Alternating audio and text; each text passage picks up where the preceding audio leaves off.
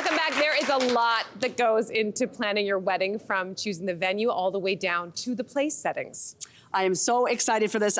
We are going to be checking out some of the inclusive wedding trends for the 2023 season. Please welcome to the show, and you look absolutely fantastic. It's the founder of Bliss Events and wedding planner, Tara O'Grady, everybody. Hello. Thank you. Well, it's so great that we have you here because you are an event planning pro, and we had a debate earlier in the show about wedding guests and invitations and who's getting one. So where do you draw the line about the guest list? So the most important thing is once you have your venue established, you need to know what the capacity is. And what that capacity is your absolute largest number. So you should have an A list, and you should have a B list. And that B list should be in order of priority. Cutthroat. Because if someone falls off the A list, then you just shift onto the A list from the B list. But be sure not to send your save the dates to the B list, just in case. That'll be a disaster. Just in case. All right, so Tara, you're gonna come with me. We're gonna go over to something that I have been dying to do. I've only seen it in movies. Of course, I'm talking about the champagne tower. This is such a great thing to have as part of your wedding. So talk us through this. How do you do this? Sure. So this has become really popular. And it's actually pretty manageable to do. Can I start? Can I do it? Knock yourself out. So like just keep pouring. So do I start with the top? And you just let it flow. Let it flow. All right, so I do it to the very top so it spills onto the next glass. Yeah, exactly. Okay. So you always need to use, woo! Here we go. There we go. Woo! I'm doing it! You're doing it. Okay, you need to use coupes, not flutes. And they all need to be touching so that they all flow together. Perfect! I did it! Thank you. Amazing. So if we were, of course, this is a huge photo op for the couple. It's a really big deal. So you want to make sure you have like a beautiful table and a lovely backdrop, and your photographer's ready and videographer's ready, and then you and your partner, like, you take that glass of champagne and give it a sip. All right, and at what part of the wedding do you actually do this? Okay, so there's a couple of options that are really nice. So if you're having like a wedding at home, for example, then this is perfect for immediately following the ceremony. Okay. And then if you are at a cocktail hour, then this is a perfect cocktail hour toast. And you know what this also is? This is a perfect photo op because all I'm thinking is selfie time with this champagne tower. And that leads me to my next question about photography. You know, everybody has a camera on their phone now. So what are the trends with photography? What are we doing?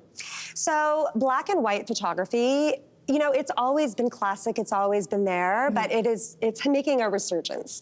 So something else that's really popular, it's called motion blur. Okay, what's that? So it's black and white photography, but your photographer, it's like you're in movement. Oh, that's beautiful. So, you know, you're exactly, like you're crossing the street or whatever. But it's a beautiful thing because really it sort of brings you back to the moment. Yeah. When you see it, you see the real emotion, the real movement. It's not posed, it's not stiff. Yeah, which is what you want to see. You want to capture those moments on the day, not everybody just kind of standing there stiff and in those pictures. That is a fantastic idea. Yeah. And I'm gonna cheers. Yes. As you head on. Come on over, cheers! Cheers, ladies. Tara. Thank you so much, Tara. Tara, Come on we can over. grab you back over here. My Motion blur pictures, see? Yeah, ladies over here being like, look how good these photos are. You're gonna need it for it. All right, my champagne queen. So we're gonna talk about this gorgeous, gorgeous table.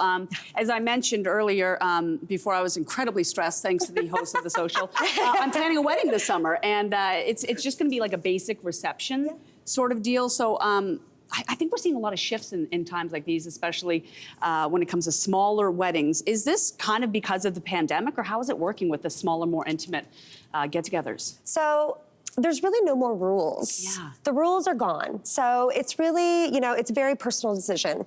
And not everybody wants to have a rip-roaring party until 2 o'clock in the morning.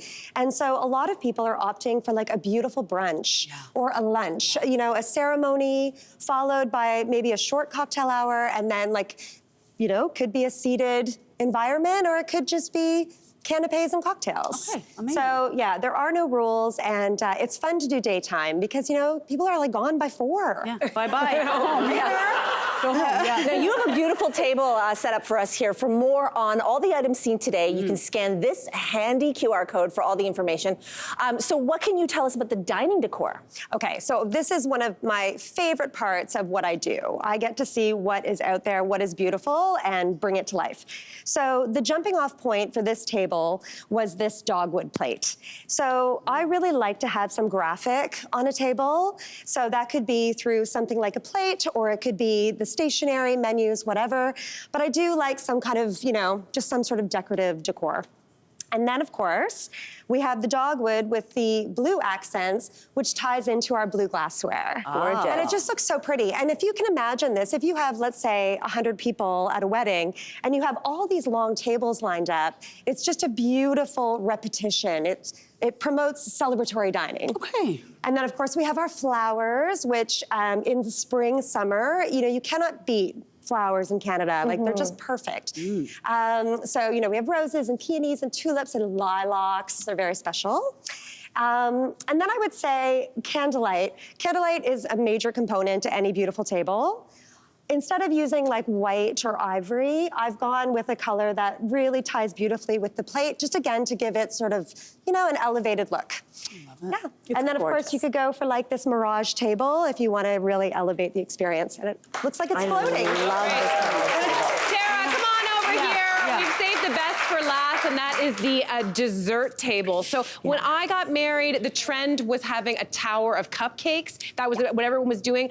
This looks like a whole new world. So tell us about what trends we're seeing in 2023. Okay, so just like everything, you kind of want to create a setting. And so this is obviously a beautiful setting. I would say the biggest trend right now are people still want to cut the wedding cake. They love the photo, they love the tradition. It's just like this lovely moment, just the two of them. Yeah. And so what they don't want, though, is they don't want a huge cake. So what's become really popular is like the single tiered cake. Yes. And so the couple will do their speech, and then we encourage them to go to their cake, and they have their photo op moment with the cake. But it's just a small little intimate cake. Can they eat this though? Like they can eat that one too? Yeah, Okay. of course. Absolutely. Beautiful. Should be able to eat everything. I just love these. And so you've got a little bit of something for everyone, which I think is so inspiring. Tara, it was such a pleasure to have you here. Thanks for watching. We've got lots more discussion and debates on everything from food and fashion to pop culture and current events. Don't forget to click like and subscribe.